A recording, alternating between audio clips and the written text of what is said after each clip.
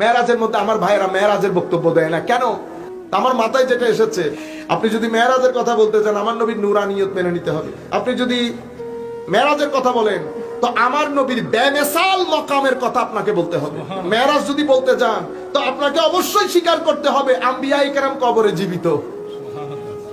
আপনি যদি মেরাজ বলেন আপনাকে এটা বলতে বাধ্য হবে যে নবীরা দুনিয়া থেকে চলে গেলেও আমাদের উপকারও করতে পারে, অপকারও করতে পারে। নামাজে 5 ওয়াক্ত পড়তেছেন এটা মুসা নবীর কারণে। আপনি যদি মেরাজের বর্ণনা দেন কবরের মধ্যে নবীরা সশরীরে জীবিত, এটা আপনাকে মেনে নিতে বাধ্য হবে।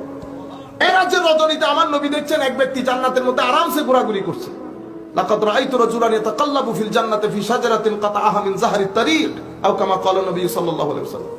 আমার নবী জিবরিলকে জিজ্ঞেস করতেছেন তার কাজ কি, কি করেছে সে? কয় ইয়া রাসূলুল্লাহ, জমিনের মাঝখানে তার একটা গাছ ছিল, মানুষ চলাচলের পথে কষ্ট পাইতো, আল্লাহ সে এটা চিন্তা করে গাছ কেটে ফেলেছে, আমার আল্লাহ তাকে মাফ করে দিয়েছে। সুবহানাল্লাহ। আরেক ব্যক্তি সন্তানদেরকে বলে গেছে যে আমি মারা যাওয়ার পরে জ্বালিয়ে পুড়িয়ে আমার ছাইগুলো সমুদ্রে ছেড়ে দিও। আমার আল্লাহ তাকে দাঁড় করিয়ে সৃষ্টি আবার রিবিল করে রিক্রিয়েট করে আমার আল্লাহর সামনে দাঁড় করে জিজ্ঞেস করেছে এই ঘটনা কেন ঘটাইলি বেটা, কেন ঘটাইলি? তখন বললেন মাওলা আমি কত বড় গুনাহগার এটা তো আমি জানি, আমার খুব ভয় করেছে আল্লাহ, আমার মনে হয়েছে আপনি পাইলে আপনি আমারে না কি করে। আমার আল্লাহ বলতেছেন বান্দা বলে কি, বলে কি তোরে ক্ষমা করে দিলে আমারে কোনো কেউ জিজ্ঞেস করার আছে? দিলাম তোরে ক্ষমা করে। সুবহানাল্লাহ। এজন্য আমার আল্লাহ বলছেন লা তাকনাতু মির রাহমাতিল্লাহ, বান্দা আমার রহমত থেকে কখনো বঞ্চিত হবি না, কখনো নিরাশ হবি না। আমাদের সমস্যা হচ্ছে আমরা যখন অনেক দুঃখের মধ্যে পড়ে যাই, টাকা পয়সার সংকট, বিপদ, আমরা মানুষকে বুঝাইতে যাই, মানুষের কাছে হাত পাততে যাই, কিন্তু এক জায়গা খালি ওই জায়গায় কখনো বসি না। আজকের পর থেকে কখনো দুঃখে পড়ে গেলে কারোর সাথে শেয়ার করবেন, আল্লাহর দরবারে সিজদা দিয়ে চোখের পানি ফেলবেন। আমার আল্লাহ এটা খুব পছন্দ করেন যে বান্দা দুঃখে পড়ে গেলে আমাকে স্মরণ করবে।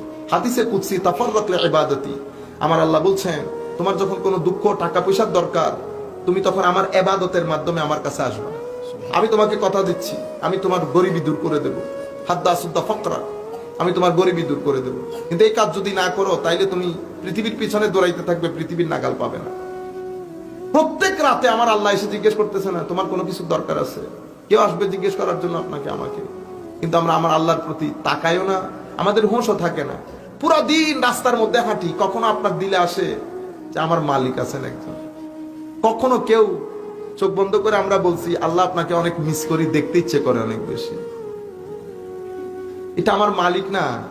আমার আল্লাহ আপনাকে বলতেছেন আমি তোরে বড় মহব্বত করি, তা আমাকে আল্লাহকে মহব্বত করতে হবে না? আল্লাহর ওলিদেরকে আমরা এত ভালো পছন্দ কেন করি? কারণ তাদেরকে আল্লাহ পছন্দ করেন। যাদেরকে আল্লাহ মহব্বত করেন সৃষ্টি তাদের পিছনে দৌড়াবে, এটাই খুব স্বাভাবিক। তো এটা হচ্ছে আমাদের মাগফিরাতের, আমাদের ক্ষমার জায়গা। আরেকটা জায়গা আছে আমার নবীর শানে বেয়াদবি, এই কাজ আমরা কখনো করব না। এটা যদি হয় তা আপনি আমার জিজ্ঞান হুজুর শানের সালাতে বেয়াদবি করেছে, তো আপনি বলতে পারবেন জাহান্নামের কুকুর, জাহান্নামের। কিন্তু এই ক্ষেত্রে আপনি বলতে পারতেছেন না, এই জায়গার মধ্যে ক্রিস্টাল ক্লিয়ার, কারণ এটা অনেক সেনসিটিভ জায়গা। এই জায়গা নিয়ে কোনো মশকরা নাই, এই জায়গা নিয়ে কোনো পরীক্ষা নিরীক্ষা নাই। শানের সালাতের মধ্যে রক্তি বরাবর বেয়াদবি হবে, রহমতে খুদাবন্দি থেকে খারিজ হয়ে যাবেন, জাহান্নামের কুকুরে পরিণত হবে। সেই কারণে বর্তমানে এই সময় এই পয়েন্ট বলে আমি শেষ করে দিচ্ছি। আমার নবী মেরাজ থেকে ফিরতেছেন, মেরাজ থেকে ফিরে গেছেন, জিজ্ঞেস করেছে আপনি বড় মেরাজ করে এসে দেখি, বলেন দেখি আমাদের যে ব্যবসায়ীর কাফেলা ওরা কখন এসে পৌঁছাবে? ছাগলের দল, ও ব্যবসায়িক কাফেলা কখন এসে পৌঁছাবে? আমার নবী মেরাজে তোদের ব্যবসায়িক কাফেলা দেখতে গেছিল। আমার নবী বলতেছেন একদল সূর্যোদয়, একদল সূর্যাস্তের সময়, আরেক দল মধ্য ওই যে মিড ডে জোহরের সময়। সূর্যোদয়টা সূর্যোদয়ের সময় চলে এসেছে, মিড ডের সময় চলে, সূর্যাস্তের সময়টা আসতে দেরি হচ্ছে। আপনি মেন্টালিটি দেখেন।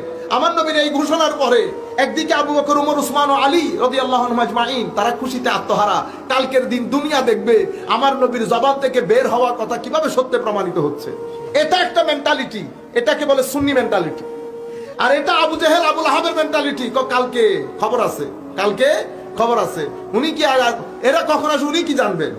এটা খারেজি মেন্টালিটি। এটা কি মেন্টালিটি? খারেজি মেন্টালিটি। ব্যক্তি চলে গেছে, মেন্টালিটি থেকে গেছে। পরে সূর্যাস্তের যে কাফেলা সেটা আসতে দেরি করতেছে, সূর্য ডুবু ডুবু অবস্থা।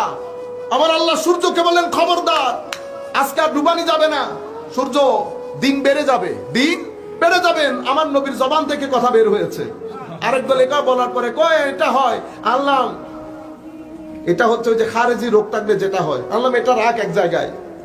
বনি ইসরাইলের যেই ব্যক্তি 100টা হত্যা করেছে, 100 নাম্বার হত্যা করার পরে উনি যখন একজন আল্লাহওয়ালাকে জিজ্ঞেস করেছেন যে আমার জন্য তো হাল্লি মিন তওবা, আমার জন্য কোনো তওবা আছে কিনা, তখন আল্লাহর ওলি বলেছেন আল্লাহর তওবার দরজা কিয়ামত পর্যন্ত খোলা, সূর্য পশ্চিম দিক থেকে ওঠা আগ পর্যন্ত। আচ্ছা, তো কি করতে হবে? তো তুমি তওবা করো, তোমার গ্রামে ফেরত যেও না, তোমার গ্রামের মানুষ জালেম, তুমি গ্রামে গেলে তওবার উপর অটুট থাকতে পারবা না, তুমি অমুক এলাকায় চলে যাও, সেখানে কিছু সুলাহা আল্লাহর ওলি আছে, তাদের সাথে থাকো। সঙ্গ দোষে লোহাবাসে বলে না, সৎসঙ্গে স্বর্গবাস, তাদের সাথে থাকো, সুহবতের উপর, সুহবতের তাসিরের কারণে তওবার উপর অটুট থাকতে পারবে। সেই ব্যক্তি বের হলেন, মারা গেলেন, মারা যাওয়ার পরে রহমতের ফেরেশতা আসলো, গজবের ফেরেশতা আসলো। তখন আল্লাহ জমিনকে বলেছেন তওবার দিকে একটু বিস্তৃত হয়ে যাও, বলেছেন তো হ্যাঁ, ওইটা তো হাদিস সহিহর মধ্যে আসছে। তো বনি ইসরাইলের ব্যক্তির জন্য জমিন বিস্তৃতি হয়, আমার নবীর জন্য রাত বিস্তৃতি হইতে পারে না। এটাকে বলে খারেজিয়তের রোগ। কিসের রোগ? খারেজি রোগ। এটা ছিল আগে আবু জাহাল আবু লাহাবের মধ্যে, এটা চেঞ্জ হয়ে ব্যক্তির পরিবর্তন হয়ে এখন উম্মতে মুহাম্মাদের মধ্যে এসেছে। আমরা আমার নবীর শান শুনতে পারি না, সেই জন্য মেরাজ চলে যায়। মেরাজের মধ্যে আমার ভাইয়েরা মেরাজের বক্তব্য দেয় না কেন? আমার দীর্ঘ গবেষণার পর আমি বুঝতে পারলাম এরা মেরাজের কথা বলে না কেন। আমার মাথায় যেটা এসেছে, মেরাজ বলতে গেলে সুন্নি আকীদা সব এস্টাবলিশ হবে। আপনি যদি মেরাজের কথা বলতে চান, আমার নবীর নূরানিয়ত মেনে নিতে হবে, স্পষ্ট ভাষায় বলতে হবে সেটা। আপনি যদি মেরাজের কথা বলেন, তো আমার নবীর বেমেসাল মকামের কথা আপনাকে বলতে হবে, বেমেসাল শানে মুহাম্মাদি, এটা বলতে হবে। আমার নবীর মেরাজ যদি বলতে যান, তো আপনাকে অবশ্যই স্বীকার করতে হবে আম্বিয়ায়ে কেরাম কবরে জীবিত। আপনি যদি মেরাজ বলেন, আপনাকে এটা বলতে বাধ্য হবেন যে নবীরা দুনিয়া থেকে চলে গেলেও আমাদের উপকারও করতে পারে, অপকারও করতে পারে। মুসা নবী নামাজে 5 ওয়াক্ত পড়তেছেন, এটা মুসা নবীর কারণে, এটা মুসা নবীর কারণে। আপনি যদি মেরাজের বর্ণনা দেন, আপনাকে বলতে বাধ্য হতে হবে যে মেরাজের মধ্যে আপনি যদি নবীদের কবরের মধ্যে নবীরা সশরীরে জীবিত, এটা আপনাকে মেনে নিতে বাধ্য হবে। কেন? মুসা আলাইহিস সালাম কবরের মধ্যে, মুসা আলাইহিস সালামের মাজারে দাঁড়িয়ে, এমনিতে আমরা নামাজ পড়তেছি এটা বলি, কিন্তু আমি আমার শাইখের মুখে শুনেছি, কবে এটা নামাজ পড়বে কেন? নামাজ পড়ার আর সময় নাই। আমার নবী যাইতেছে ওই রুট দিয়ে, ও নামাজ পড়তেছে না, এ আমার নবীর সাথে দাঁড়িয়ে স্যালুট দিচ্ছে, জান এটা সুবহানাল্লাহ সুবহানাল্লাহ ইউসাল্লি। আপনারা বুঝতে পেরেছেন? আপনি যদি মেরাজের কথা বলেন, তো মেরাজের মধ্যে আপনি বলতে বাধ্য হতে হবে যে আমার নবীর একটা শান আছে, এটা হাকিকতে মুহাম্মাদি, এটা হাকিকতে মুহাম্মাদি। তো এত কিছু তার আপনি মানলে খবর, ভিতরে একটা ইয়া আছে না, মানে হটধর্মী, সব দরকার নাই, মেরাজের কথা বলারই দরকার নেই।